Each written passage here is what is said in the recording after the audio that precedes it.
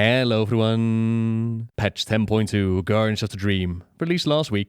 And while the entire story is not available quite yet, with the raid coming out next week as well as some of the extra stories, we do have plenty to talk about already, so let's get into it. First off, what came before? The Night Elves have lost their old world tree during the burning of Amirdrassil, and even worse, the fallen elves ended up in the Maw, Warcraft's version of hell. We saved them during our adventures in the Shadowlands, and while eternal tranquility was offered to them within the afterlife, they chose instead to become part of a new beginning for the Kaldorei. Their souls have been infused within a seed, their hopes and dreams entrusted to their leaders Tyrande Whisperwind and Malfurion Stormrage. This seed is everything. So many beloved souls, entrusting their fate, their hopes, to us. Are we certain it will be safe? Come.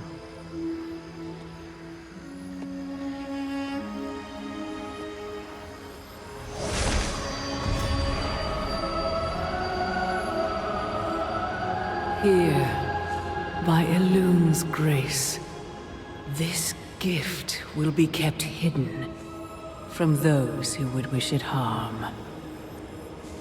Yet the time will come when it must leave the cradle of the dream and take its place in our world.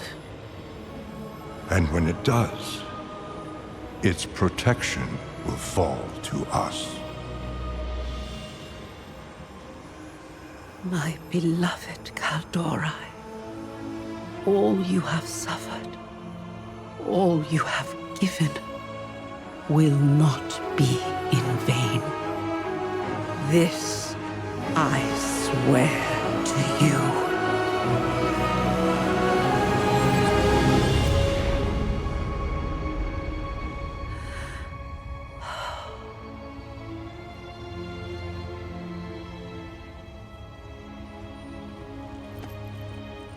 What is it, my love?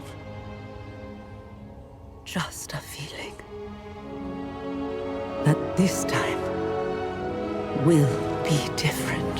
While Malfurion mentions that his protection will fall to them, he's not gonna have an active part in the defense of the Emerald Dream, as he has taken Ysera's place within the Shadowlands, given the former aspect of the Green Dragonflight the opportunity to reunite with Adala Marifra, play a role on Azeroth once again.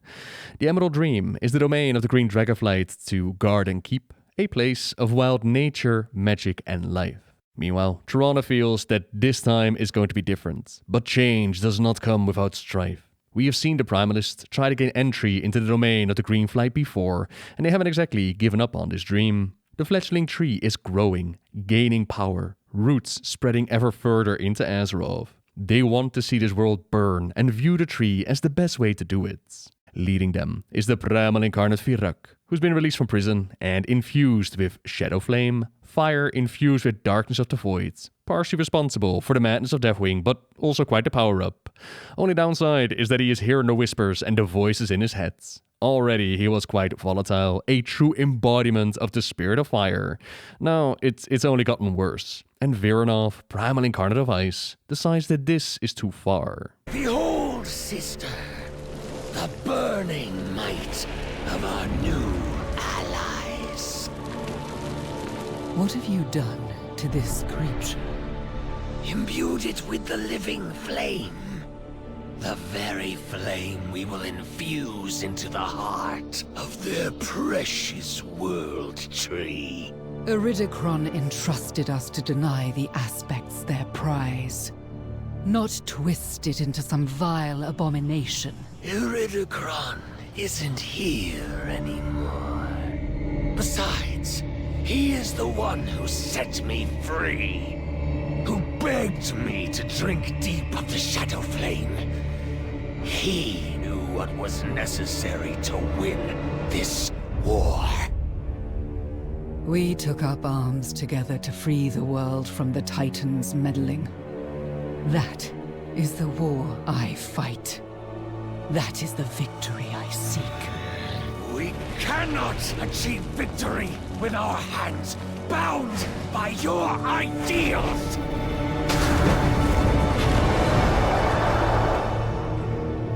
Indeed.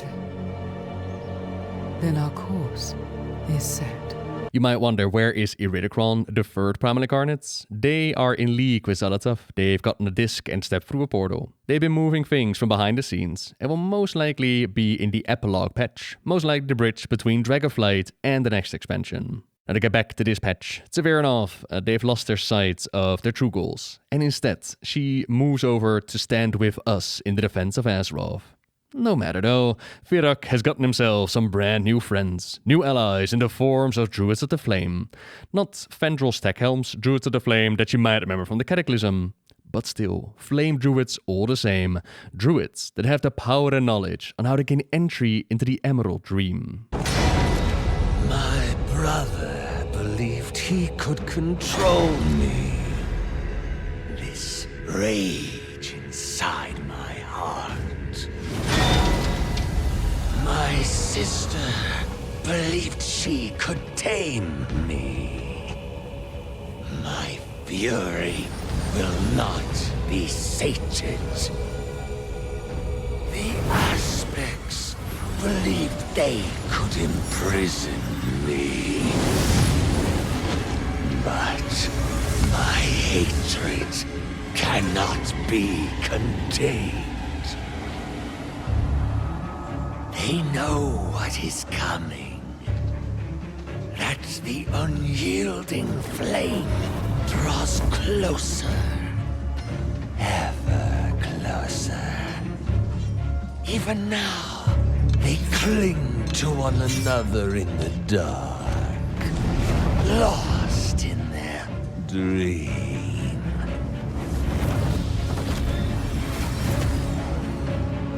Deceived by those who squandered our birthright.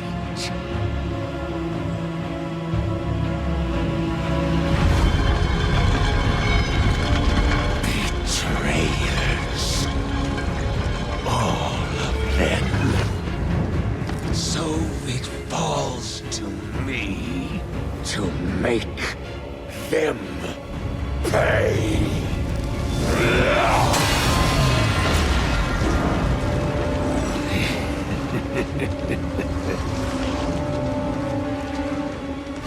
Their suffering has just begun. Power and knowledge, which they, I assume, infused into Fearlof the Dreamrender, that beautiful weapon, which is going to be mine one day. The Incarnate is one step ahead of us, so time to gather our forces and defend not only the World Tree Amirdrassil, meaning Crown of Harmony, but the future of the Kaldorei and all of Azeroth.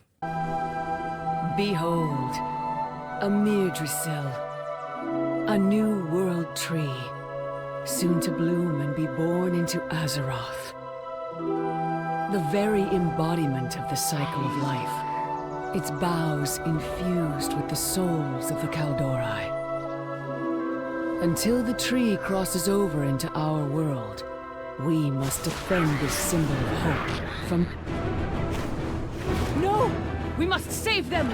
The fire is already spreading, and the defenders of the dream must be ready to Marifra's side. Prime amongst them is the wild god Cenarius, son of the goddess Elune and the wild god Malorn.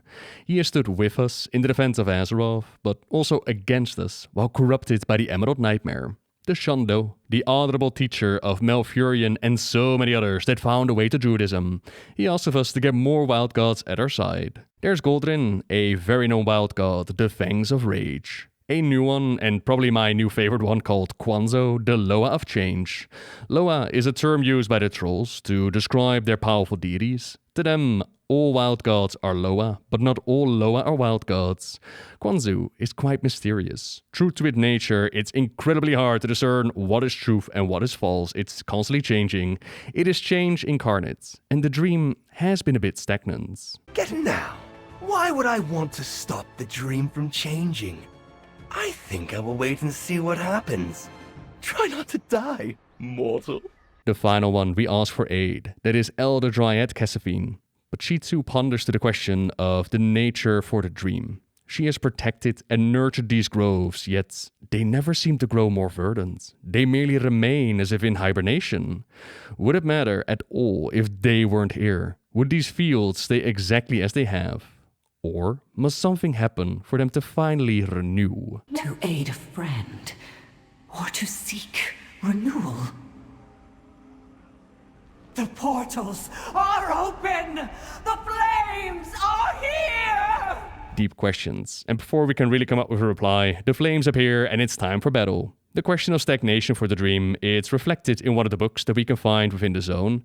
It pitches the idea that what we see of the Emerald Dream, what we know so far, that it is merely part that was ordered by the Titans and their keepers. Beyond its borders of order, beyond where their perfect design remains stagnant, there's the potential for much more. The domain of life, with beings like Alone calling it home, a subject to deep dive into with another video. For this one, it becomes clear real soon that some of the beings of the Emerald Dream, they welcome change of any kind, even the fiery destructive one, as Cassifine teams up with the Druids of the Flame. Accept the flame into your heart and grow.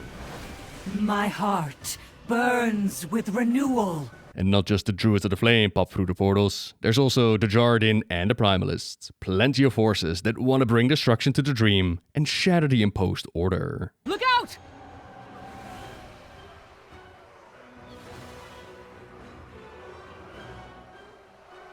Behold the weapons of Shadowflame and your end. Follow me.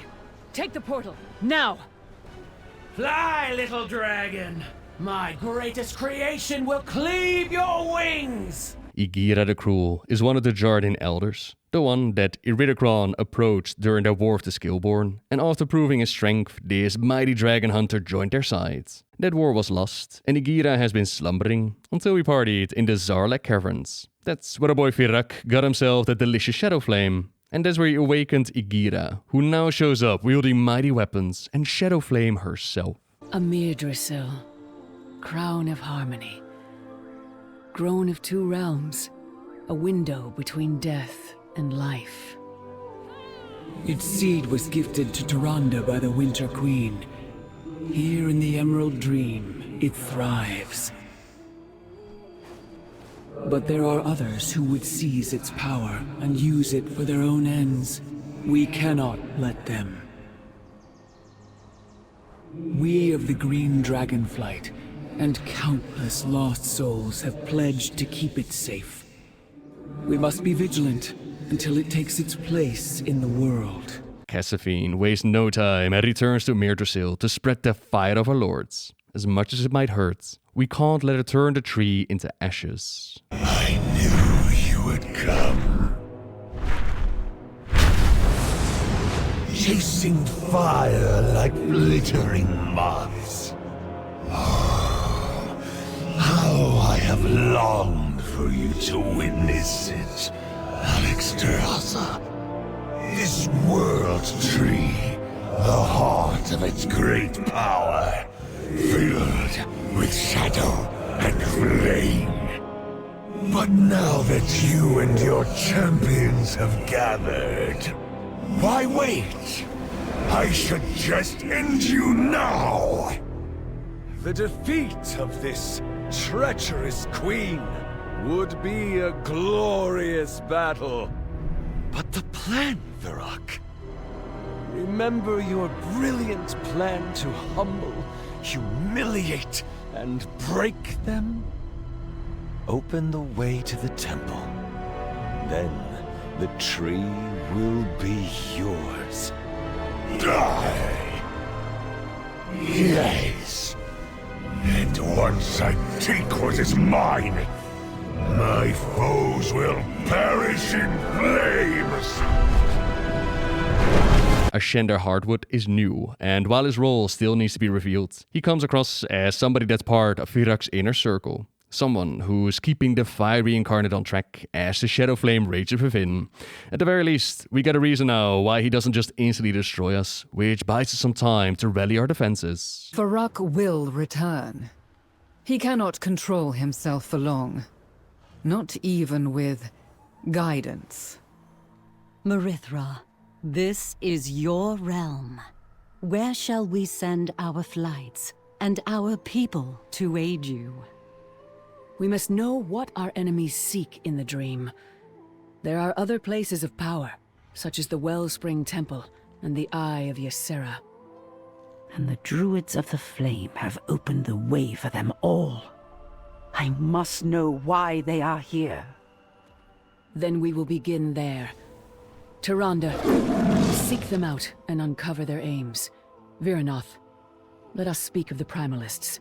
Next up, we join Tyrande in confronting the Druids of the Flame. They've infiltrated the Sorferil Barrow Den, so we go in to cleanse the fire and save its denizens. So you've arrived at last. I had hoped to meet you before things began in earnest. An unassuming adventurer, free to act as you please. We were free once, unbound by the fetters of mortality. Perfect beings, blessed by the world's stewards. We could find that world again, if you wished. An unending world, preserved in flame. Ah, there you are. I was beginning to think you had lost your way. Norana, you've set an entire barrow ablaze! What madness is this? Amirdrassil opened my eyes to the truth. We cannot save our people through force of will alone, Night Warrior. Our people have seen enough forests burn, Norana. Whatever these fanatics promised you, it is not worth the toll the Firelands would exact. I have simply promised these fanatics the birthright they are due. The fire will return to us, the eternity that your draconic keepers continue to hoard for themselves. Wait, Norana, I knew Norana once, champion. I hesitated. It will not happen again. Join me on the surface, and we will attempt to track her down. Norana used to be an initiate at the Temple of the Moon in Darnassus after the birth of Amirdrassil. That was the World Tree burned down by Sylvanas and the Hordes. But the elves had another tree before that called Amirdrassil. This tree was planted over 10,000 years ago after they'd won the War of the Ancients. A tree that was blessed by the dragon aspects, which gave them easier access into the dream, long, healthy lives, and immortality provided by Nosdormu. That's why the decision made by their leaders back in Warcraft 3, sacrificing Amirdrassil and those enchantments to save the world from the Legion once again, why that sacrifice was such a powerful one. If pride gives us pause, my love, then perhaps we have lived long enough already. However, they made that decision for all of their people, and dealing with mortality does not sit well with everybody. Vendrel Stackhelm, despite Malfurion and the others warning him not to do so, he planted Teldrassil, an act that the aspects did not bless, so the elves didn't get the immortality back. Not even after cleansing it of its corruption did Malfurion find it wise to retake their immortality. So now, these Druids of the Flame, after witnessing the horrors that mortality brings, the pain and loss of the Kaldorei as their home burns, they've embraced the powers offered in fire. Immortality. Is that truly what this is about? Tyrande wonders. Is that the lie these zealots have sold them? My people have suffered so much. I will not allow these sycophants to sell them a seeming eternity, built upon a burning pyre of innocent lives. And we're right at their side as we enter the smoldering copse, disrupting the Druids of the Flame as they try to plant their ashen roots until we find Norana again. She stands with the so-called Prophet of the Flame in the midst of some kind of ritual. Behold! I bless you with the embers of Ragnaros. We must ensure Varrock makes way for the new Fire Lord. A crown of flame will reign over Azeroth. You all have seen the destruction caused by Tyrande. She refused to join us in the restoration of our people's immortality. These lies poison my people against me. She would bring a tree of death into the world, condemning the Kaldorei to the Shadowlands. Traitors! Apostates! This madness ends here! The phasing makes this moment a little bit wonky, so I had to slow down the recordings to figure out what was going on. We can see that the Druids of the Flame are sacrificing themselves and Sylvanish appears, right? Then in the background, we can see that the Prophet and Norrana phase out. So I imagine, story-wise, that those two are still around, that they're still walking and doing their thing. And in this moment, we have to team up with Toronto Whisper Wind to stop Sylvanish from burning down another world tree. The mention of Ragnaros had some confused as well, so a bit of background information there. Ragnaros the Firelord, the Lord of the Element of Fire. He was the one who empowered Vendrel Stackhelm and the original Druids of the Flame back during the Cataclysm. We took care of Ragnaros within his own domain, but even back then we knew that a new Fire Lord would rise. You can't just get rid of fire after all. We actually help with this. We helped Smolderon pick up the mantle in Legion. As shamans of the world had to bring together the Elemental Lords to help fight off the darkness of the Burning Legion. With victory earned and Azeroth saved, the Elemental Lords went back to doing their own thing. We've seen some dwarves try to bring back Ragnaros before, and I believe that there were rumors of Smolderon vanishing, but that's a story to unfold. Here we see them use the embers of Ragnaros' power in order to facilitate the transformation and empower their Druids of Flame. Promise of relief, purity and salvation. It has managed to pull these Night Elves to their sides, but it's a lie. We cannot burn away the scars that we have suffered. They will forever be a part of us. If Farok's aim is to take the tree, why is he holding back? And why place his troops so far from his goal? Farok craves power. The power to subjugate. Whatever he is planning, it is a means to this end. We must go, observe his soldiers, and learn what they are up to. But Queen Alexstrasza, I must... Farok is my responsibility now. Time to go into the next chapter, Ice and Fire. Join Virenov into discovering what Firak is up to. Meet up with her near a Primalist encampment to the north. Virenov? You have returned. Bari, I had not expected Farok to put you on the front line. I had not expected him to let us live. Us? The others also live? I am pleased.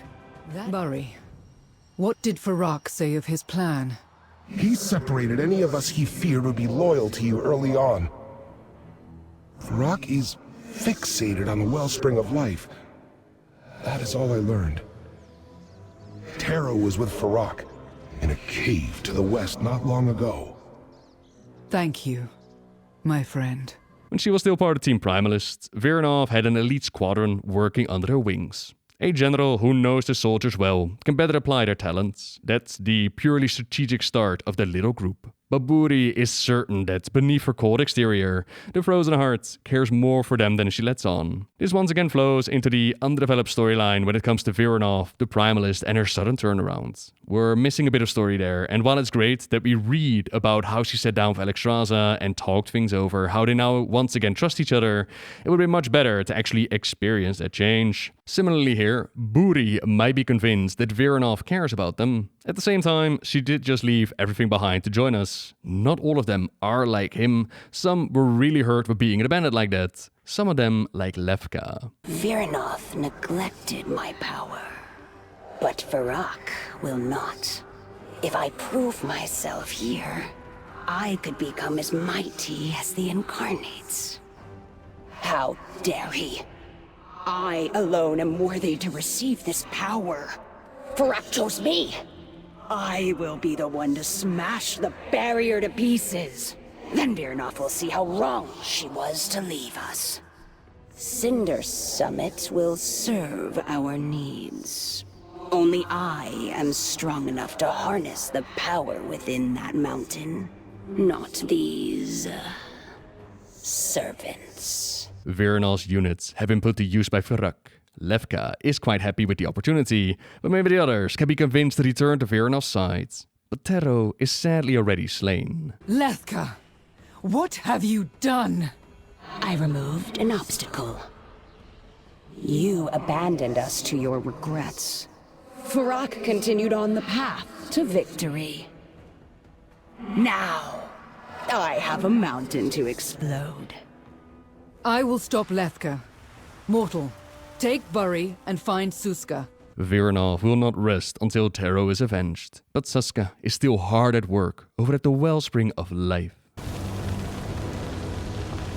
We waste precious time. Dreamrender could cleave this barrier in an instant.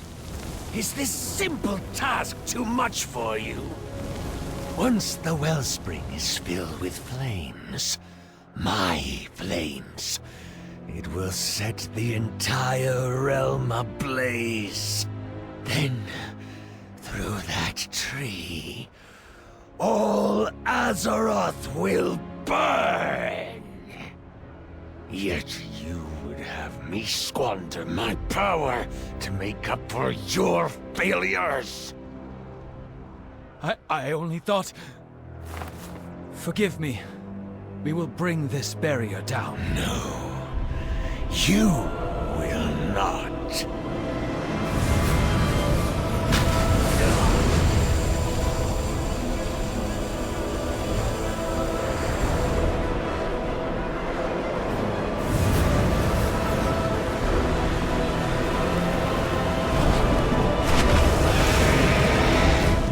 There she is.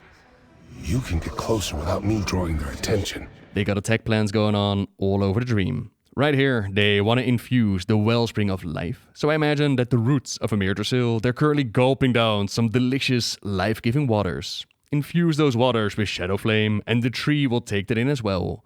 Through it, the structure would flow from the dream into Azeroth as a whole. Firak does not merely want to burn the tree, he wants to claim its heart.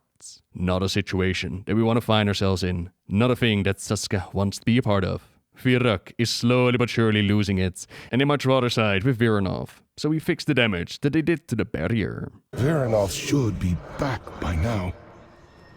Where is she? Viranov pursued Lethka to Cinder Summit. After we saw what she did to Taro. Lethka is more dangerous than Viranov knows. We cannot allow Lethka to detonate that mountain. If Cinder Summit explodes, the barrier will fall. I will enjoy burning you to ash, then melting your precious ice incarnate! Frack will... Lethka. I failed her. You both have my thanks. I know it was not easy. For us, or for you.